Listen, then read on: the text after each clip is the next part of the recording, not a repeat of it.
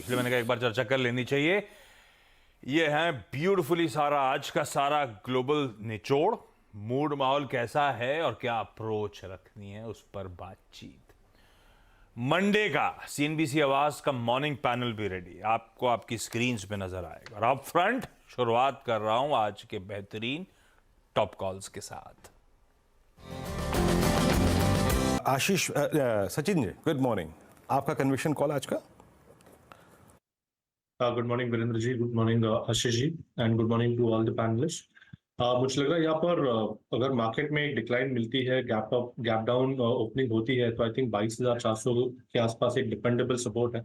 And वहां से recovery में I think Nifty IT and related stocks का काफी बड़ा कंट्रीब्यूशन होना चाहिए। तो यहाँ पर परसिस्टेंट सिस्टम्स में मुझे लग रहा है एक अच्छे जोन के आसपास से कंसोलिडेशन हुआ है, 4,000 के आसपास एक डिपेंडेबल बेस है। जैसे ही ये पर्टिकुलर लेवल निकल जाता है 4,020 का, मुझे लग रहा है वहां से एक अच्छी रिकवरी इस पर्टिकुलर स्टॉक में नजर आ सकती है। तो यहाँ पर एक कंडीशनल बाय होगा परसिस्टेंट सिस्टम्स के फ्यूचर्स में, बाय अबाउ 4010। स्टॉप लॉस आपको लगाना है लगभग अराउंड 3965 का, एंड इंट्राडे का टारगेट हो सकता है 4140 का। यही चर्चा भी हो रही थी अभी, आईटी का इंडेक्स भी ब्यूटीफुली एक्सप्लेन करा था आपको कैसे स्टैकअप हो रहा है। सचिन, आईटी को लेकर आप थोड़ा सा बुलिश से साउंड कर रहे हो, टीसीएस पसंदीदा पिक्स में नहीं है क्या?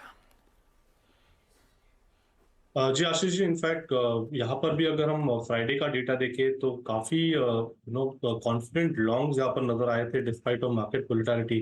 एंड जिस तरीके से इसका वीकली मंथली स्ट्रक्चर है, डेफिनेटली 3880 से लेके 3850 एक अच्छा डिपेंडेबल डिमांड जोन है। यहाँ पर इसका 5 month exponential moving average support भी है, जो काफी महीनों से लगातार एक अच्छा डिमांड जोन प्रोवाइड कर रहा है स्टॉक को। एंड प्राइसेस जिस तरीके से एलिवेट हुए थे एक अच्छे कंसोलिडेशन के बाद, जो एक हेल्दी क्रॉसओवर हुआ है इसके 5 एंड 20 एक्सपोनेंशियल मूविंग एवरेजेस में डेली स्केल पे, तो मुझे लग रहा है एक अच्छी रन यहाँ पर नजर आनी चाहिए ऑन द पॉजिटिव साइड। जिस तरीके से डेटा प्लेस्ड है, आई थिंक 4100 के आसपास के स्विंग्स तो कंफर्टेबली बनने चाहिए। एंड फ्लोर यहाँ पर जो 3880 के आसपास प्लेस्ड है, आई थिंक वो एलिवेट होके 3950 के आसपास पोजीशन हो चुका है। तो आई थिंक एक पॉजिटिव ट्रैक्शन जरूर रखना चाहिए, एंड 4100 के आसपास के टारगेट्स प्लेस करने चाहिए इंट्राडे के लिहाज से। बिल्कुल ठीक। ये है टीसीएस, खुलने देते हैं, और इसका रब ऑफ किस हद तक आईटी पे पड़ रहा है उस पर नजर रहेगी हमारी। लेकिन वो मैं बीजेपी के मैनिफेस्टो से देख रही थी, रेलवेज पर एक अच्छा खासा फोकस है। सचिन, बीएमएल, आरवीएनएल जैसे ट्रेड्स, टीटागढ़ रेल, इनमें से कुछ पसंद है क्या आपको?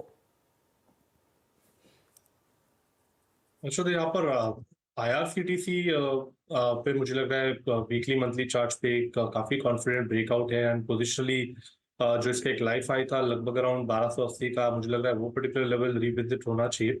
आरबीएनएल का भी डेटा अगर हम देखें प्राइस वाइज काफी स्टेबल रहा था, एक अच्छा बेस यहाँ पर बनाने का प्रयास हो रहा है 225 240 के आसपास का। तो मुझे लग रहा है यहाँ पर इंपॉर्टेंट होगा कि जैसे ही stock on a weekly closing basis 260 के ऊपर निकल जाता है, तो उसके बाद एक काफी अच्छी अपमूव इसमें ट्रिगर होगी। बट फिलहाल अगर हम दोनों स्टॉक्स को देखें तो आईआरसीटीसी में ज्यादा कन्विक्शन है, बट आरबीएनएल में मुझे लग रहा है 260 के ब्रेकआउट के बाद एक शानदार तेजी बन सकती है। ओके सचिन, पहला ट्रेड आपकी तरफ से कौन सा होगा? यहाँ पर परसिस्टेंट सिस्टम्स जो हमने सुबह डिस्कस किया था, वहां पर मुझे लग रहा है एक अच्छी रिकवरी ऑलरेडी इन मोशन है। एंड मुझे लग रहा है 4,000 का लेवल ये जैसे ही पार कर देता है तो 4140 4100 के दो टारगेट्स के लिए यहाँ पर लॉन्ग पोजीशंस बनाए जा सकते हैं। तो यहाँ पर खरीदारी की जा सकती है परसिस्टेंस के फ्यूचर्स में। स्टॉप लॉस आप लगभग अराउंड 3940 के आसपास ही प्लेस करें। ओके, तो तेजी का ट्रेड परसिस्टेंट सिस्टम्स में। सचिन के पास एक ट्रेड है, पहले आइए उसको विजिट करते हैं फिर आगे बढ़ेंगे। सचिन, क्या ट्रेड है आपके पास? Virendra ji, focus mid cap IT पे रखना है, एंड एलटीआई माइंड्री का डेटा काफी इंप्रूव हो चुका है।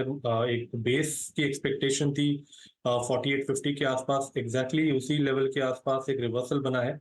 एंड जिस तरीके से ये रिकवरी हो रही है, मुझे लग रहा है 4855 के स्टॉप लॉस के साथ यहाँ पर लॉन्ग पोजीशंस चेस करने में कोई हर्ज नहीं है।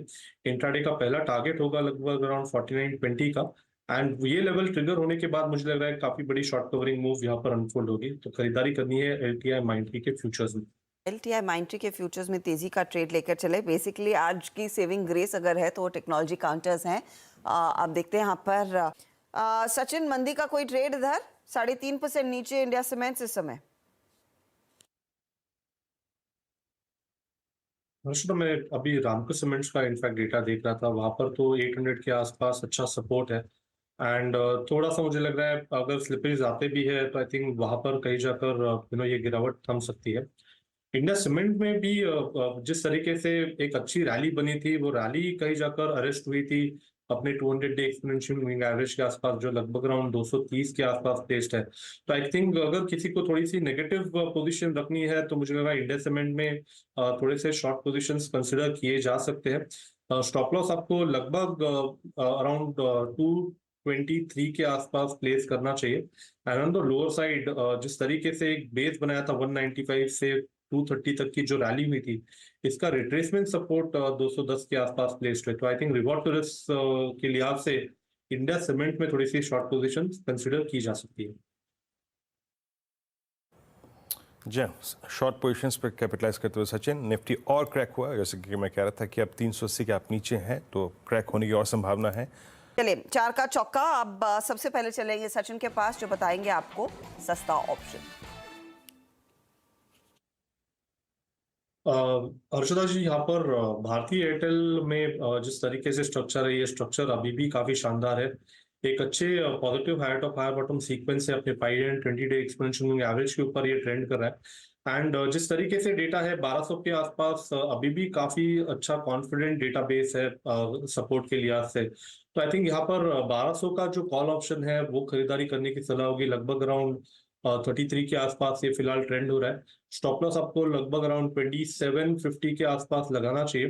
ट्रेडिंग के लिहाज से स्विंग्स बन सकते हैं 49 से लेके 55 तक। तो आई थिंक यहाँ पर थोड़ा सा मुझे लग रहा है पॉजिटिव स्ट्रक्चर की वजह से रिकवरी मुझे लग रहा है शानदार होनी चाहिए। तो यहाँ पर खरीदारी करनी है भारतीय एयरटेल के 1200 के कॉल ऑप्शन में। 12 ओके, भारतीय एयरटेल 3360 पे ये ऑप्शन आपको पिक करना है। सचिन, आपने क्या आइडेंटिफाई किया इस समय? टाटा कम्युनिकेशन में भी एक शानदार रिकवरी हुई है। इनफैक्ट भारतीय एयरटेल के बाद मुझे लग रहा है यहाँ पर भी थोड़ा सा ट्रैक्शन आ रहा है। एक डिपेंडेबल सपोर्ट है लगभग अराउंड 1900 के आसपास का, वहीं पे इसके फ्यूचर्स ने एक स्विंग लो बनाया है। एंड जिस तरीके से डेटा है मुझे लग रहा है 2020 के पहले कोई मेजर रेजिस्टेंस नहीं है स्टॉक में। तो यहाँ पर मोमेंटम चेस करने की सलाह होगी 1935 के स्टॉप लॉस के साथ। इसके फ्यूचर में इंट्राडे टारगेट होगा लगभग अराउंड 1985 का पहला टारगेट, बट पोजिशनली मुझे लग रहा है 2000 तक ये रैली कंटिन्यू हो सकती है। तो 2000 तक जा सकता है टाटा कॉम बाय साइड का ट्रेड, क्योंकि यहाँ पर एक अच्छा रिवर्सल आया। देखिए धीरे धीरे करके कुछ कुछ स्टॉक्स में रिवर्सल आ रहा है। शुक्रिया आते हैं हेड्स अप के लिए। अच्छा, वैसे राजेश जी और रचना जी, आप दोनों से दरख्वास्त है आप हमारे साथ बने रहिएगा। 10 के दमदार ट्रेड्स में आप दोनों से डिटेल में कुछ और ट्रेड्स की चर्चा होगी। बाकी सभी जानकारों का बहुत बहुत शुक्रिया हमारे लिए समय निकालने के लिए। इससे पहले कि हम ट्रांजिशन करें 10 के दमदार ट्रेड में, कमोडिटी मार्केट